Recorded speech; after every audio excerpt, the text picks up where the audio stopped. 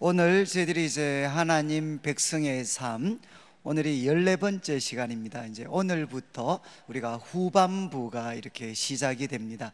이제 전반부 13과는 이제 그리스도인이 된다는 것이 무엇인가, 또 우리 그리스도인들은 하나님과 새로운 관계를 맺게 되었는데 이제 하나님에 대해서 우리가 어떤 태도를 취해야 되나, 그리고 또 우리 그리스도인들은 자신과의 관계도 새로워졌습니다.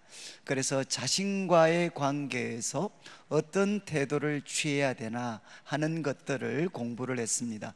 이제 오늘부터 후반부가 시작이 되는데 한 5주 정도는 저희들이 이제 교회에 대해서 같이 말씀을 나누게 됩니다. 그래서 어떤 유명한 저자의 표현처럼 이제 교회는 나의 사랑이기도 하지만 또 교회는 나의 고민이기도 합니다. 그래서 우리 모든 성도님들이 이제 교회에 대해서 사랑하시지만 또 교회에 대해서 많은 고민도 있는 줄 알고 있습니다.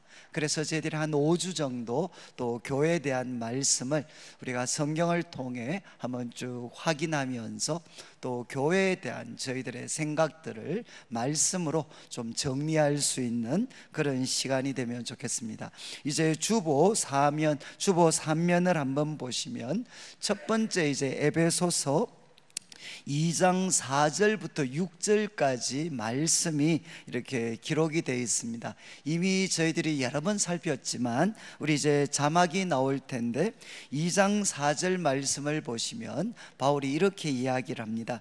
긍휼이 풍성하신 하나님이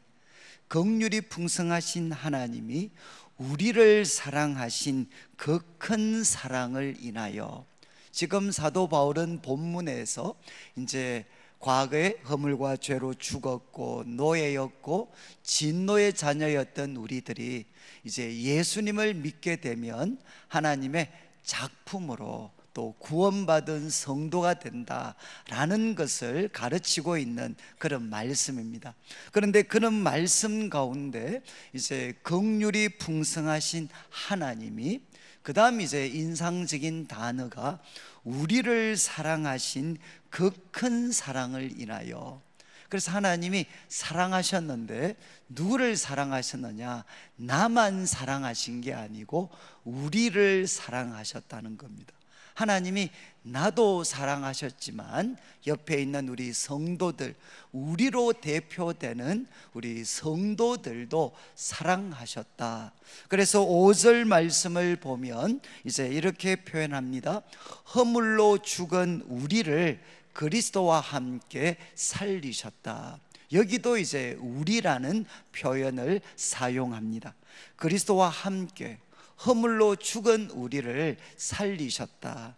그리고 6절 말씀에는 우리나라 말에는 지금 우리라는 표현이 빠져 있지만 원어나 또 영어 번역을 보면 명확하게 표현이 됩니다. 6절에 또 함께 일으키사, 누구를 일으켰겠습니까? 우리를 그리스도와 함께 일으키셨습니다.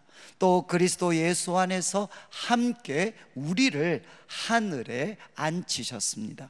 그래서 사도 바울은 이제 예수님을 통해서 하나님이 하신 놀라운 일들을 설명을 할 때 나라는 표현보다는 이제 우리라는 표현을 사용하게 됩니다. 하나님은 나를 살리시고 일으키시고 하늘에 앉히셨을 뿐만 아니라 바로 옆에 있는 우리 성도님들, 우리로 불리어지는 우리 성도님들 또한 하나님은 살리시고 일으키시고 그리고 하늘에 앉히셨습니다. 그래서 아마 우리 성도님들이 다 경험하셨겠지만, 내가 예수님을 내 삶의 구세주와 주인으로 모시고 하나님이 베풀어 주시는 놀라운 은혜를 우리가 한번 체험하고 맛을 보게 되면 그때 거의 동시적으로 일어나는 일이 있습니다. 그게 뭔가 하면 교회에 대한 사랑입니다. 사랑.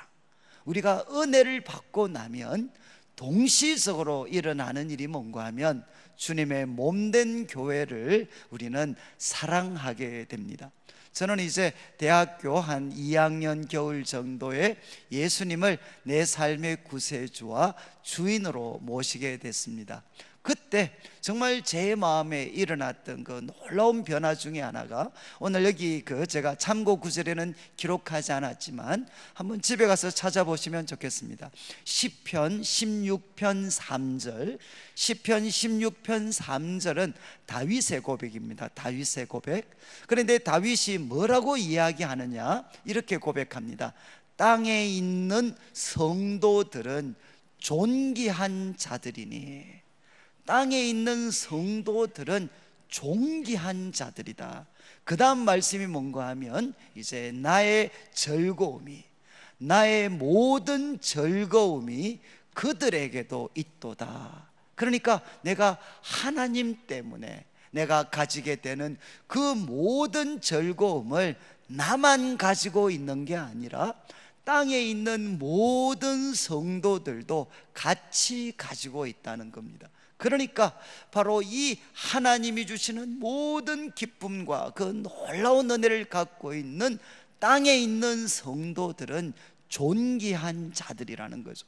그래서 내가 예수님을 믿고 하나님이 베풀어 주시는 놀라운 은혜를 맛보고 경험하고 나면 내 인생에 대한 그런 희망과 소망이 생길 뿐만 아니라 옆에 있는 우리 성도들, 옆에 있는 우리 성도들 또한 얼마나 귀한 존재인가 하는 것을 깨닫게 되고, 그들이 모인 교회를 우리는 사랑하고 그 교회를 위해서 우리는 헌신할 수 있게 됩니다. 그런데 이제 너무나도 당연한 말씀이지만 받으신 그 문제지 주보 3면에 보면 이제 1번의 두 번째 이런 질문이 있습니다. 여기 나타나는 우리라는 표현이 있는데, 우리의 공통 분모는 무엇입니까? 여기에 등장하는 우리의 공통 분모는 무엇이겠습니까? 뭐 예를 들면 혈연, 같은 우리 성씨를 가졌거나, 아니면 같은 지역에 있거나, 아니면 이제 학연, 같은 학교라든가 이런 배경이 비슷하거나. 여러분, 여기 우리라는 사람들이 가진 공통점이 이런 것이겠습니까? 혈연, 지연, 학연이겠습니까? 그렇지 않죠. 여기 우리가 가지는 공통 분모는 뭔가 하면 그리스도 안에서, 여러분, 우리가 가지고 있는 공통 분모는 바로 우리는 그리스도 안에 있는 사람들입니다. 여러분, 그리스도 안에 있다는 말은 두 가지를 다 같이 가지고 있습니다. 우리는 예수님을 하나님이 세우신 그리스도요, 그리고 왕이시라는 것을 우리는 믿습니다. 그래서 우리는 예수님을 믿고 의지합니다. 그렇지만 또 동시에 예수님은 하나님이 세우신 만왕의 왕, 만주의 주님이기 때문에 이제 우리는 어떻게 살기로 결심했느냐? 바로 주인이시오 왕이신 예수님께 순종하며 살기로 우리는 결심한 사람들입니다. 그래서 그리스도 안에 있다는 것은 우리는 그리스도를 믿고 그리고 그분의 다스리심에 순종하는 사람들이 누구냐? 바로 그리스도인들입니다. 바로 그리스도 안에 있는 자들의 모임이 무엇인고 하면 교회입니다. 교회. 저는 이제 제가 앞에서 그런 서두에 말씀을 드렸습니다. 아마 교회에 대해서 일찍부터 교회 생활을 하신 분들은 아마 교회가 우리 삶의 사실 모든 것이다 라고 할 수도 있습니다. 저 역시도 이제 태어나면서부터 교회를 이렇게 다녔고, 요번에 이제 제 아버님 이제 장례를 우리가 또 이렇게 치르면서 참 우리 아버님께서 우리 모교회 52년도에 등록을 하셨더라고요. 52년. 그러니까 지금까지 다니셨으니까 약 한 67년 가까이를 교회를 이제 제 모교회를 다니셨습니다. 우리 어머님은 우리 아버님보다 더 빠릅니다. 이제 먼저 소천하셨지만, 그래서 저는 이제 우리 아버님, 어머님 밑에서 이제 자랐기 때문에 태어나면서부터 교회를 다녔고, 교회는 정말 제 삶의 모든 것이었어요. 저는 교회에서 좋은 것도 다 배웠고 나쁜 것도 다 배웠고, 그래서 저는 이제 교회가 제 삶의 사실 모든 것이었습니다. 그런데 이제 참 이렇게 교회 생활을 하면서 감사하고 기쁘고 행복했던 순간도 참 너무 많이 있었지만, 그러나 이제 어린 제 마음에도 교회 가면 뭔가 이렇게 뭔가 좀 부족해 보이는, 뭔가 좀 마음이 채워지지 않았던 그런 순간들이 이렇게 많이 있었습니다. 그런데 이제 저는 이제 이제 대학을 이렇게 타지로 가면서 처음 이제 제가 자주 말씀드렸던 내수동교회 이제 대학부라는 곳에 제가 참여를 하게 됐습니다. 거기는 이제 우리 성도님들과는 비교되지 않는 이제 젊은 사람들의 모임이죠. 젊은 사람들. 그리고 대부분이 지방에서 올라온 사람들입니다. 고향을 떠나고, 그리고 젊은 이 사람들의 모임이었기 때문에 어쩌면 그게 가능한지 모르겠는데, 저는 거기에서 처음 교회가 이렇게 혈연, 지연, 학연 이런 거와 전혀 상관없이 예수님을 믿는 성도들의 모임이다 라는 것을 저는 그곳에서 어쩌면 좀 처음 맛을 보게 됐습니다.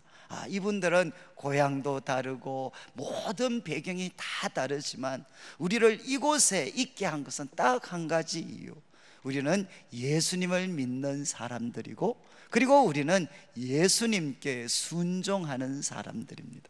그래서 그 모임이 예수님을 믿고 예수님께 순종하는 사람들의 그 모임이 얼마나 아름답고 놀랍고 영광스러울 수 있는가 하는 것을 저는 이제 젊은 시절이었지만 그곳에서 이렇게 맛을 볼 수가 있었습니다.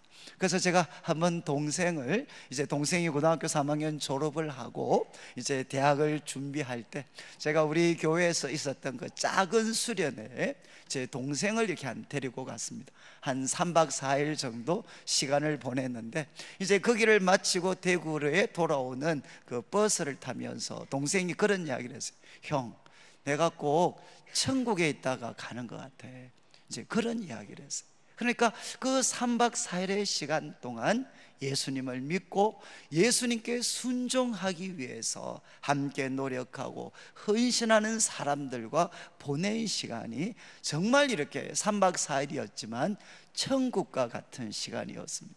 저는 이제 그곳에서 젊은이들이었기 때문에 가능했을지 모르지만 예수님을 믿는 사람들이 바로 한 형제와 자매구나 하는 것을 참 맛보게 되었고, 그리고 저는 이제 저희 가정에 그 당시 여러 가지 어려움이 많이 있었습니다. 그래서 제 동생들은 사실 진학하기가 참 어려운 그런 형편이었습니다. 근데 제가 우리 동생들을 다 서울로 그냥 데리고 갔어요.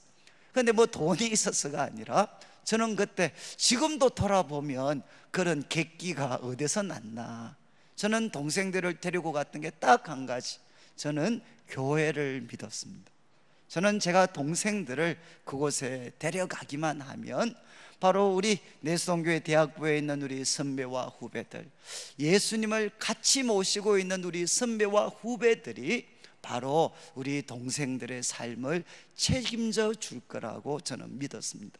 그리고 정말 그 믿음대로 정말 교회가 저희 동생들 또 저희들의 삶을 다 책임져 주셨어요. 저는 제가 오늘 말씀을 드리는 것은 우리 한국교회가 참 이렇게 지금 겪고 있는 많은 그 아픔들은 어쩌면 가장 본질적인 것에서 시작될 수 있습니다. 교회는 어떤 사람들의 모임입니까? 그것은 그리스도 안에 있는 사람들의 모임입니다.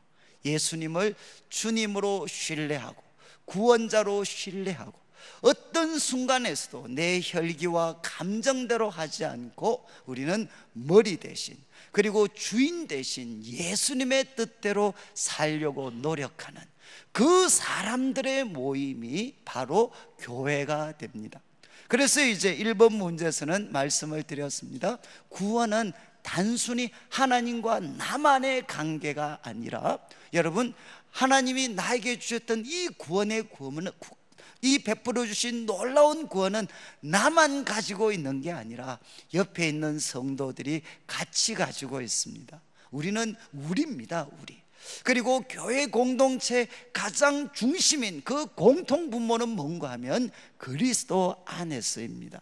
자, 그런데 우리 2장 10절, 우리가 여러 번 살폈던 말씀이지만 2장 10절 우리 자막에 나올 텐데, 이렇게 바울은 이야기를 합니다. 우리는 그가 만드신 바라.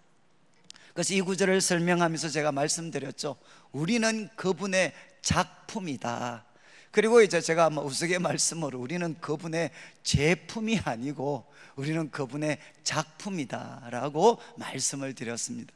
그런데 이제 여러분, 우리는 복수입니다. 그러면 우리는 하나님의 작품입니다. 원래 이게 맞으려면 어떻게 돼야 되죠?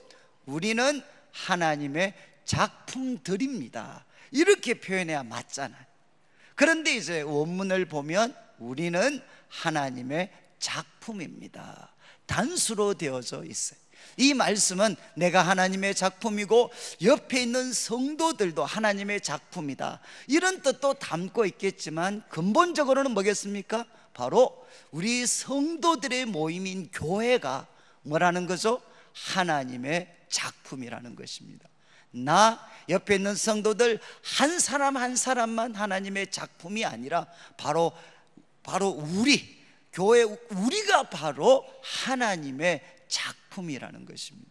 저는 참 이 말씀을 이렇게 묵상을 하면서, 야, 우리 교회가 바로 이 시대, 이 세상 사람들에게 하나님의 작품이 이렇게 작품으로 드러날 수 있으면 얼마나 아름다운 일들이 생길 수가 있겠습니까? 여러분, 사도 바울은 이야기합니다. 우리는, 예수님을 주인으로 모신 성도들의 모임인 우리는 무엇이냐? 하나님의 작품입니다. 작품. 그런데 이어지는 이제 말씀을 통해 우리가 하나님의 작품이라는 것을 사도 바울은 세 가지로 설명을 합니다. 먼저 이제 19절 말씀이 나타날 텐데, 우리 19절은 우리 같이 한번 읽겠습니다. 시작. 그러므로 이제부터 너희는 외인도 아니요 나그네도 아니요 오직 성도들과 동일한 시민이요 하나님의 권속들이라. 여기 이제 바울 사도께서 에베소 성도들은 이방인들입니다. 이방인들. 그런데 이방인으로서 예수님을 믿게 됐습니다. 그런데 이제 2장 후반부에서 가르치는 말씀의 핵심은 뭔가 하면, 너희 이방인 성도들, 과거에 하나님과 하나님의 백성들로부터 멀리 있던 너희들이 이제는 그리스도를 통해서 하나님과도 가까워지고 하나님의 백성 이스라엘 백성들과도 가까워졌다, 이제 중간에 막힌 담이 무너졌다라는 것을 가르치면서 우리가 읽었던 19절에 이제부터 너희는 외인도 아니고 나그네도 아니다, 오직 성도들과 동일한 시민이고, 마지막 뭐라고 했습니까? 하나님의 권속이라. 이 권속이라는 말은 하나님의 가족이라는 뜻입니다. 너희는 누구냐? 하나님의 가족이다. 여러분, 이거는 너무 당연하죠. 우리 성도님들이 예수님을 내 삶의 구세주와 주인으로 모실 때 이런 말씀, 영접하는 자, 영접하는 자, 곧 그 이름을 믿는 자들에게는 하나님이 무엇을 주십니까? 하나님의 자녀가 되는 권세를 주십니다. 우리가 예수님 믿게 될 때 우리에게 일어난 가장 놀라운 일은, 우리는 위로부터 태어나서 누가 되었느냐? 하나님의 아들과 딸이 되었습니다. 나는 누군가, 그리고 옆에 있는 우리 성도들은 누군가 하면 하나님의 아들이요 하나님의 딸입니다. 그래서 교회는 무엇인가 하면 하나님의 자녀들, 하나님의 아들과 딸, 그분의 자녀들의 모임이기 때문에 교회는 하나님의 가족입니다.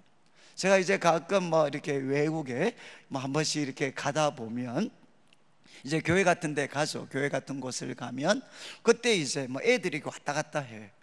그런데 이제 예배 마치고 다 집에 가고 나면 옆에 있는 사람이 저한테 한 번씩 묻습니다. 혹시 저기 저 중고등부 애들, 중고등학생들 누군지 아냐? 이렇게 물으면 제가 처음 보는데 알 일이 뭐가 있겠습니까? 그러니까 제가 잘 모른다 그러면 웃으면서 하시는 말씀이, 저 사람들이 누군가 하면 삼성가의 자제들이래요. 삼성가, 별로 이렇게 감동이 안 오시는 것 같은데 이제 삼성가의 손자, 손녀들이래. 그러면 갑자기 제 마음에 좀 가까이 할 걸, 아는 척이라도 할 걸. 여러분, 지금 이제 중학생, 고등학생에 불과하지만 앞으로 쟤들이 뭐가 되겠습니까? 특별히 사고 치지 않는 한에는 그 삼성가가 가지고 있는 돈과 또 재력과 능력을 가지고 그 아이들의 삶을 참 빛나고 영광스럽게 해줄 수 있겠죠. 그게 왜 그렇습니까?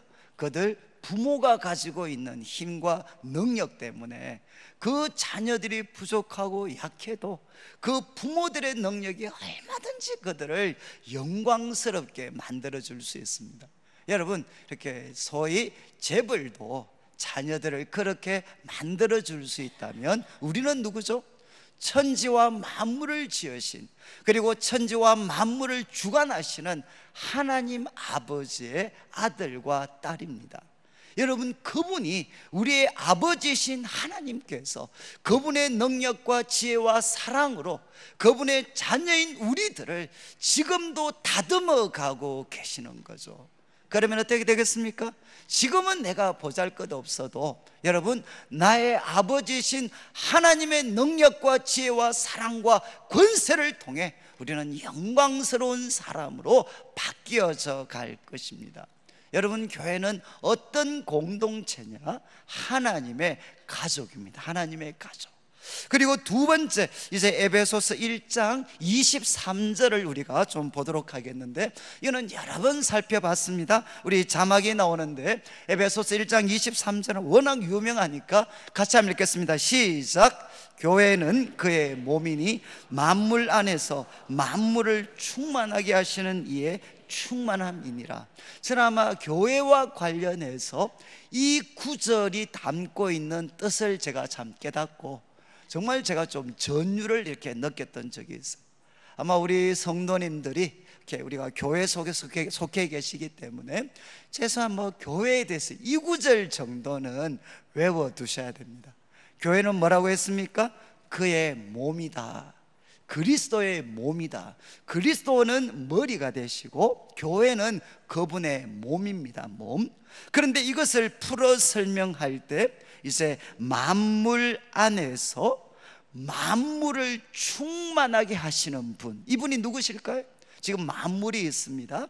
이 만물 안에서 만물을 충만하게 하시는 분, 하나님의 온갖 좋은 것으로 이 만물을 가득 채워가고 계시는 분, 그분이 누구시겠습니까?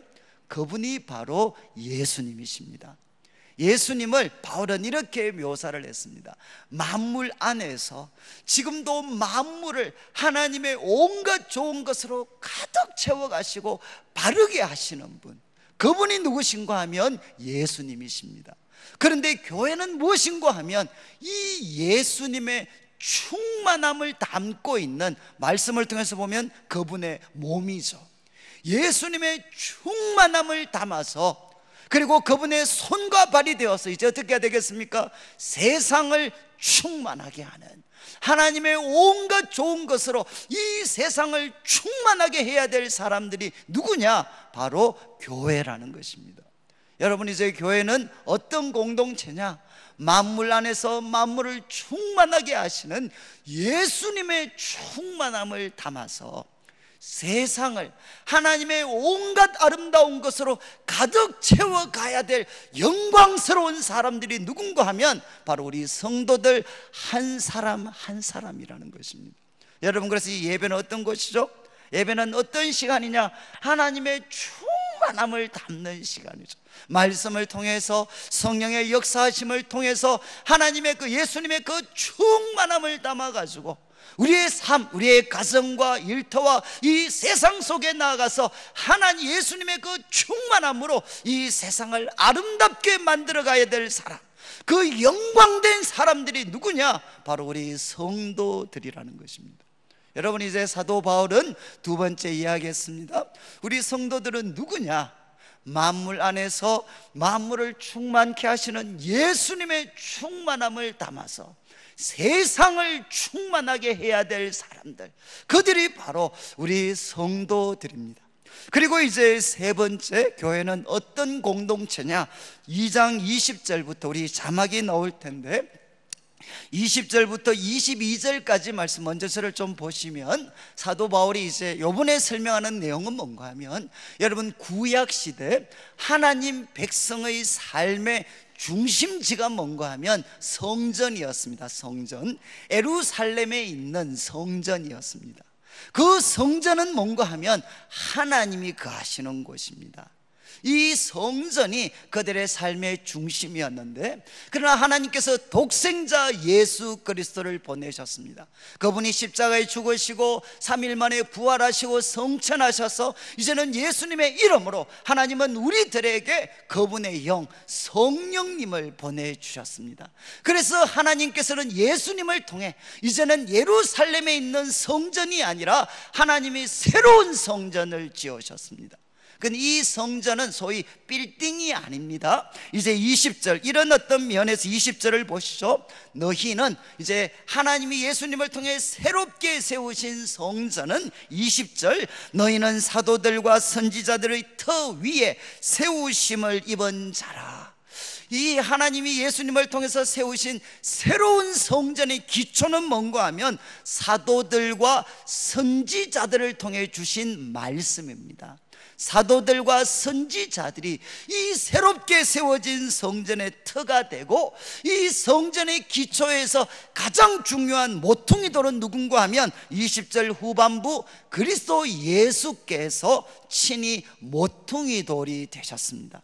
여러분, 이제 새롭게 세워진 성전의 기초는 선지자 그리고 사도들을 통해 주신 말씀이고, 거기에 가장 중요한 모퉁이 돌은 예수님이십니다. 그리고 21절에 이제는 이 기초 위에서 건물이 세워지게 되죠. 21절, 그의 안에서 건물마다 서로 연결하여 이제 주 안에서 무엇이 되어 갑니까? 바로 성전이 되어 갑니다.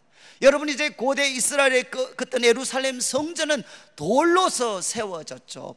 그렇지만 이제 신약의 성전은 무엇으로 세워지느냐? 산돌인 우리 성도님들 한 분 한 분이 살아있는 돌이 되어서 그 성전을 이루고 있다는 것입니다. 그래서 이제 21절, 그 안에서 건물마다 서로 연결해서 주 안에서 성전이 되어서 가는데, 그 돌 하나하나는 우리 성도님들이 살아있는 돌이 됩니다. 이거는 베드로전서 2장의 주제가 되는 말씀.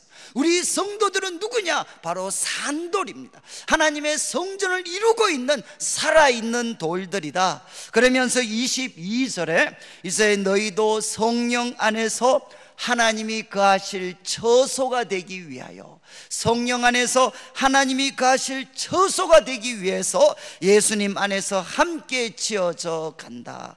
여러분, 교회는 어떤 공동체입니까? 바로 성령이 거하시는 성전, 성령이 거하시는 전이 바로 교회 공동체라는 겁니다. 제가 이제 지난주 월요일부터 이제 수요일까지 이제 경산이죠. 경산 쪽에 있는 그 와촌에 있는 그 무악산 기도원에서 제가 이제 그 부흥회를 제가 이제 인도를 했는데, 거기 아마 참석하신 분들은 우리 저녁 예배 때 드렸던 게 이제 본 건물입니다. 우리로 말하면 이제 대예배당이죠. 그런데 그 대예배당을 보니까 제가 저도 좀 신기했던 게, 대부분 다 이렇게 벽돌로 세워져 있는데 저 본당 건물은 참 오래됐는데 외벽이 다 돌로 되어져 있어요. 돌로.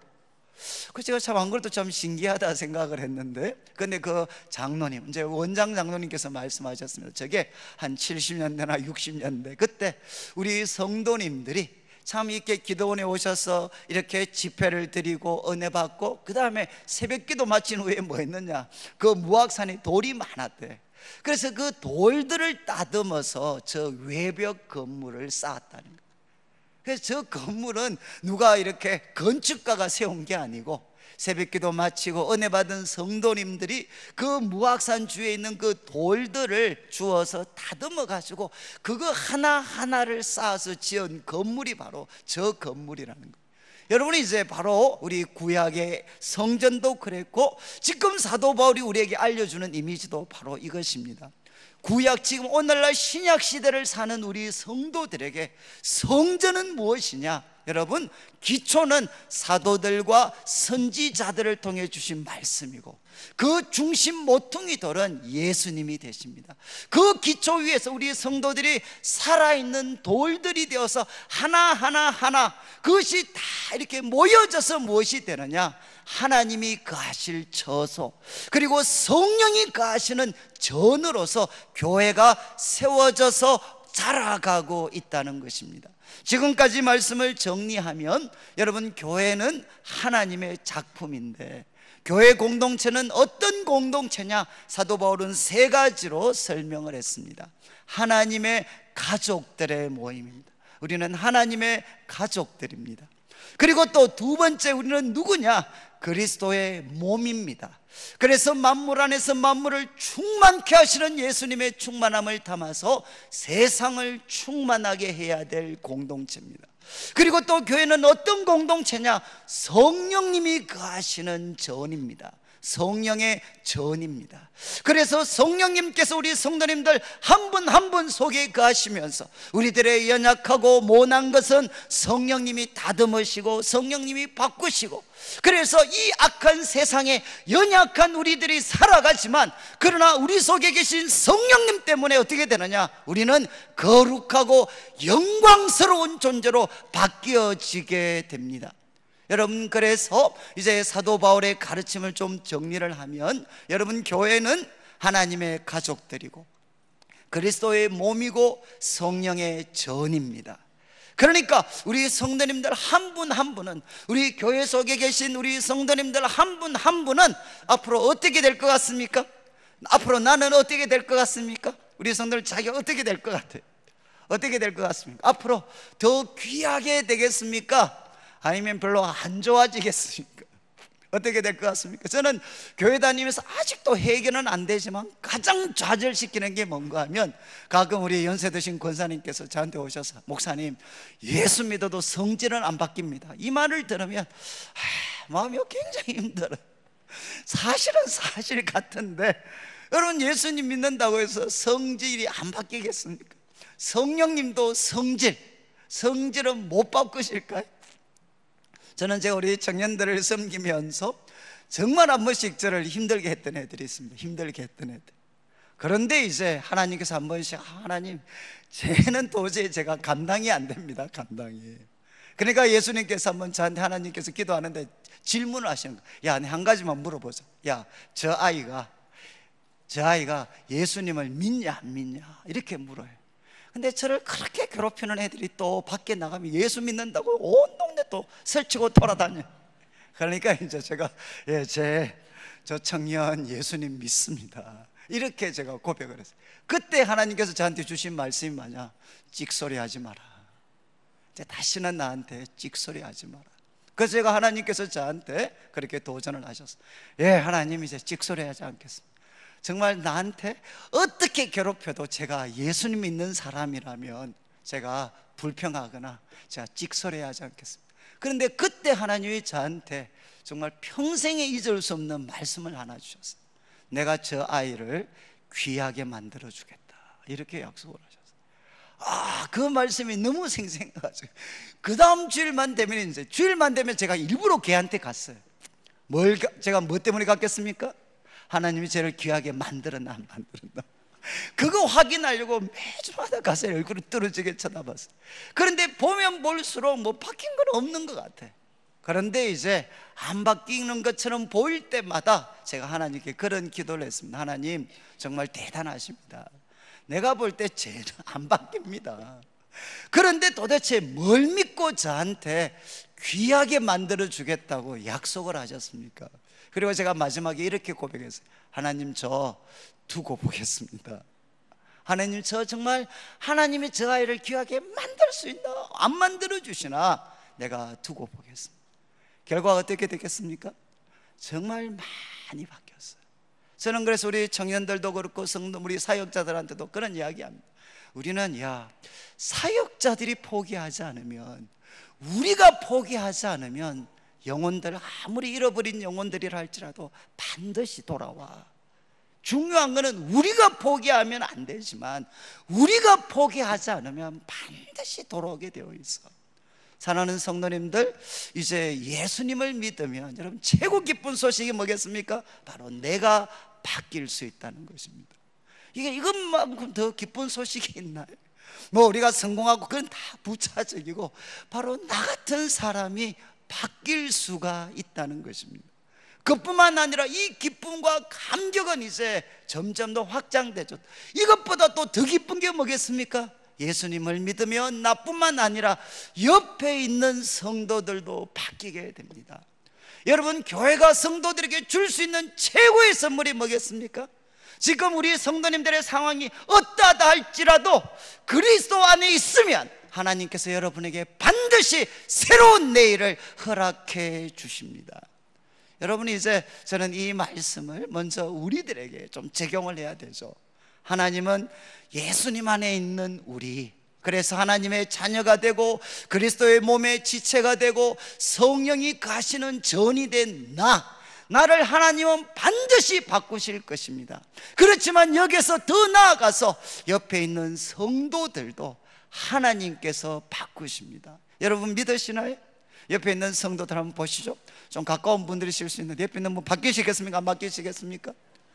바뀌실까요? 안 바뀌실까요? 여러분 바뀌실까요? 아멘이라고 한번. 바뀌실까요? 별로 뭐 전혀 포기하신 것 같은데. 이게 제일 큰 기쁨입니다. 옆에 있는 분들이 예수님을 믿으면 하나님이 그분들을 바꾸십니다. 저는 성경에서 제일 좋아하는 표현이 뭔가 하면 제 삶을 바꾸었고 가장 좋아하는 표현이 믿음, 소망, 사랑, 이 세 가지는 항상 있을 것입니다. 여러분, 이 순서가 너무 중요해요. 여러분, 믿음, 소망, 사랑. 여러분, 우리가 언제까지 사랑할 수 있을까요? 우리 옆에 있는 우리 가까운 분들 언제까지 사랑할 수 있을까요? 그거는 소망이 남아있을 때까지. 그렇지 않나요?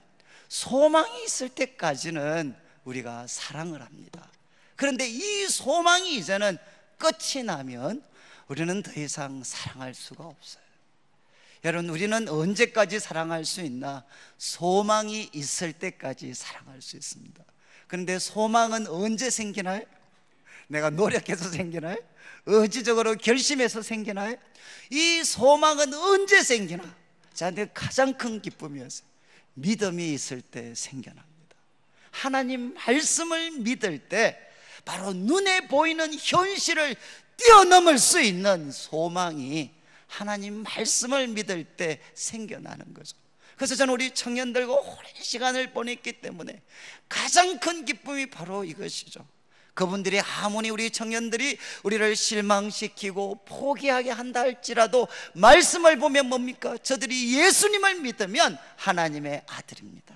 하나님의 딸입니다. 그리고 저들 속에는 누가 계시느냐? 예수님께서 바로 저들이 예수님의 몸에 저들은 속해져 있고 또 저들 속에 누가 계시느냐? 성령님이 계셔요. 성령님이. 이것이 명백한 사실이라면 어떻게 됩니까? 우리가 볼 때는 안 바뀔 것 같지만 그들 속에 계시는 삼위일체 하나님께서 반드시 그 사람을 바꿔 놓을 수가 있습니다. 그래서 저는 삼위일체 하나님을 믿기 때문에 바로 그들이 가하고 있는 삼위일체 하나님이 계시는 그 성도들, 그 청년들이 하나님께서 바꾸실 것을 우리는 믿습니다. 여러분, 이 믿음이 회복되면 어떻게 되죠? 다시금 소망이 회복이 돼요. 이 소망이 회복이 되면 거기서 무엇이 흘러넘치게 되느냐? 사랑이 흘러넘치게 됩니다. 저는 우리 성도님들이 다시 한번 나 자신에 대해서 그리고 옆에 있는 성도들에 대해서 여러분 믿음의 눈으로, 정말 보이는 것이 아니라 믿음의 눈으로 그들을 바라보아서 하나님이 주시는 소망이 있고 그 소망 가운데 하나님이 주시는 사랑으로 서로서로를 섬길 수 있는 그런 성도들이 되시기를 원합니다. 그리고 마지막 우리 교회가 바로 이런 공동체죠. 여러분, 우리 교회 부족하고 연약한 것들이 얼마나 많겠습니까? 그러나 여러분, 눈에 보이는 것 가지고 판단하지 않고, 우리 참고 구절 고린도후서 5장 7절 한번 보시면 좋겠는데, 사도 바울이 그런 고백을 합니다. 우리는 눈에 보이는 것으로 행하지 않고, 뭐라고 했죠? 믿음으로. 우리는 눈에 보이는 것으로 행하지 않고 우리들은 믿음으로 행하게 됩니다. 여러분, 교회가 부족하고 연약하고 온갖 부끄러움에 가득 차 있지만, 그러나 하나님께서는 분명히 말씀하셔요. 그들이 예수 그리스도를 그 삶의 구세주와 주인으로 모셔서 그리스도 안에 있는 자들의 모임이라면, 교회가 바로 그런 자들의 모임이라면, 여러분, 이분들 속에 이분들은 하나님의 자녀들이고, 그리고 그리스도의 몸이고, 만물을 충만케 하시는 예수님의 충만을 담아서 세상을 충만하게 해야 되는 세상의 유일한 소망이 되고, 그리고 저들 속에는 성령님이 계시게 됩니다. 그러니까 어떻게 되죠? 여러분, 바로 이 교회를 통해서 하나님은 세상을 바꿔 놓습니다. 저는 이제 제가 가끔 그런 말씀을 드립니다. 저는 2번의 회심을 했습니다. 저는 이제 모태신앙으로 자랐지만, 저는 이스물 이제 대학교 2학년 겨울에 저는 예수님을 믿습니다. 예수님을 내 삶의 구세주와 주인으로 모십니다. 그러면서 첫 번째 회심을 했습니다. 그리고 이제 20대 말에 저는 2번째 회심을 했어요. 그 2번째 회심의 내용이 뭔가 하면, 그 당시도 눈앞에 펼쳐졌던 교회의 모습은 너무나도 실망스럽고 좌절되는 그런 모습이었지만, 제가 하나님 앞에 주의 말씀을 통해서, 성령의 도우심을 통해서 제가 2번째 저는 회심의 고백을 했어요. 그게 뭔가 하면, 하나님, 저는 교회를 믿습니다. 저는 이것이 제 2번째 회심이었어요. 그리고 저는 교회를 떠나지 않고 교회를 향해 포기한 적도 없고. 왜? 여기는 하나님의 자녀들의 모임이고, 그리고 그리스도의 몸이고 성령님이 계시기 때문에 저는 하나님을 믿는 한 저는 교회를 포기할 수가 없습니다. 저는 교회를 믿습니다. 이 땅의 유일한 희망이라는 것을 저는 믿습니다. 오늘 말씀을 마무리하면서 여러분, 한 구절만 좀 더 보면 좋겠는데, 지금까지 이야기를 정리하면 에베소서 4장 3절 한번 보시죠. 에베소서 4장 3절에 뭐라고 기록되어 있습니까? 에베소서 4장 3절에 이렇게 이야기합니다. 평안에 매는 줄로, 자막이 나오는데, 성령이 하나 되게 하신 것을, 성령이 하나 되게 하셨어요. 하나 되게 하신 것을 힘써 지켜라. 여러분, 성령이 하나 되게 하셨습니다. 우리가 해야 될 일은 무엇이냐? 하나됨을 지키는 것입니다. 가끔 제가 이제 대표 기도를 할 때, 여러분, 이런 기도를 어릴 때부터 많이 들었어요. 하나님, 우리가 세상에 빛이 되게 해 주십시오. 여러분, 이 기도가 맞나요? 틀리나요? 물론 우리가 다 이해할 수 있지만, 여러분, 예수님께서 언제 우리 보고 세상에 빛이 되라고 하신 적 있나요? 여러분, 마태복음 5장에 팔복에 대한 말씀을 주시고 나서 너희는 세상의 소금이 되라 그러셨나요? 너희는 세상의 소금이다. 너희는 세상의 소금이, 너희는 세상의 빛이 되라 말씀하신 게 아니고, 너희는 세상의 빛이다 라고 말씀하셨어요. 우리는 세상의 빛입니다. 세상의 소금입니다. 노력해서 빛이 되고 소금이 되는 게 아니라, 예수님 믿을 때 하나님이 우리를 빛이 되고 소금이 되게 하셨어요. 이제 우리가 해야 될 일은 무엇이죠? 빛답게 사는 것입니다. 소금답게 사는 것입니다. 그리고 에베소서 4장의 말씀대로 하면 부르심에 합당하게 살아가는 겁니다. 우리 그리스도는 어떻게 살아가느냐? 이런 사람으로 부르심을 받았습니다. 그 부르심에 어울리게 살아가야 돼. 마치 무엇처럼? 고대 사람들의 가장 큰 자랑이 뭐냐? 세계를 로마가 지배하고 있었어요. 그래서 그들에게 가장 큰 자랑거리는 로마 시민이었습니다. 그래서 로마 시민에게 당신은 어떻게 살아야 됩니까? 라고 물으면 한마디로 답했어요. 로마 시민은 로마 시민답게. 바울은 이 이야기를 성경에 가져와서 뭐라고 이야기하느냐? 우리는 하늘의 시민권을 가졌습니다. 어떻게 살아가야 되느냐? 하늘의 시민답게 살아가면 돼. 이게 뭔가 하면 합당하게 살아라. 부르심에 합당하게 살아라. 이거는 부르심에 어울리게, 거기답게, 하나님 나라의 시민답게 살아가라는 것입니다. 오늘 이제 말씀 마무리하면서, 여러분, 우리는 하나님의 자녀들, 그리고 그리스도의 몸, 그리고 성령의 전인 교회에 속해 있습니다. 하나님께서 이 교회를 주님 다시 오실 때까지 하나님 구속사의 중심으로 하나님은 사용하고 계십니다. 여러분, 주님의 몸된 교회를 다시 한번 사랑하고, 우리가 부족하고 연약한 건 너무나도 많이 있지만 믿음으로 행하셔서 이 믿음이 다시금 소망을 불러일으키고, 이 소망이 우리 성도들을, 교회와 성도와 이 잃어버린 세상을 향한 하나님의 사랑으로 나타내는 우리 성도들의 귀한 삶 되시기를 주님의 이름으로 축원합니다.